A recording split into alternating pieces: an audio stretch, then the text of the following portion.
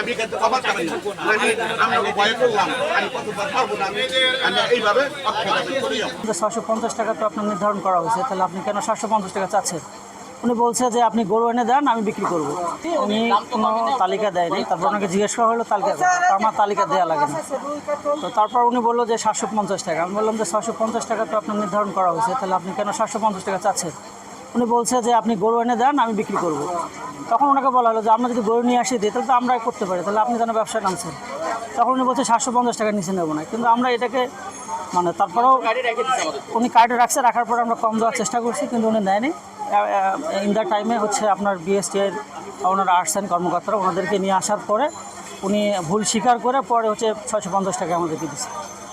বিএসটিআইয়ের এমন অভিযানে কতটুকু সন্তুষ্ট আপনারা? না, এটা সন্তুষ্ট, বাট আমার মনে হয় যে একসঙ্গে সবাই না থেকে যদি সবাই স্প্যান হয়ে চলে যায় তাহলে সবাই সজাগ হবে। কারণ বিএসটি একদিকে চলে আছে, অন্যদিকে আবার ওনারা ওই আগের দামে বিক্রি করার চেষ্টা করতেছে।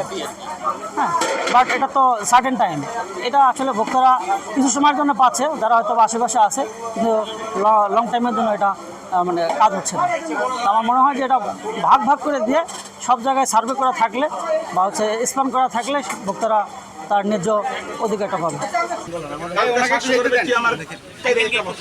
650 করে বেচলে আমি এভাবে করবো, আমি 2-4-10 দিন পর বদ্ধ করে দিতে পারি।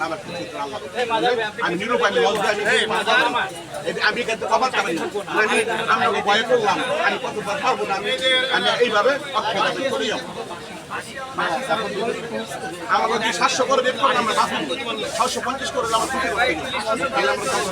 কিছুই হবে না, কিছু হবে না। রয়েছে আলহামদুলিল্লাহ আমরা পারবো, আপনারা করে দিলে আমরা পারবো।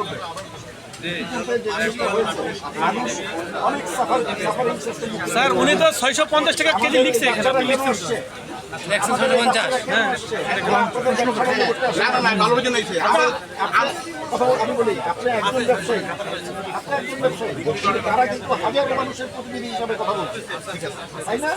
হাজারো, কারণ কি এই মানুষগুলো কোনো এক সময় আপনার দেখা গিয়েছে সাফারিংসের সম্মুখীন হয়েছে।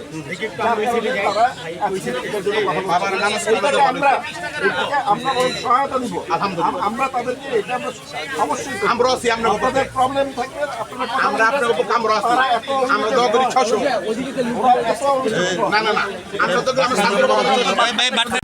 সংবাদ, ফিচার ও অনুষ্ঠানের জন্য ভিজিট করুন সংবাদ প্রকাশের ওয়েবসাইট এবং যুক্ত থাকুন ফেসবুক পেজ ও ইউটিউব চ্যানেলের সঙ্গে।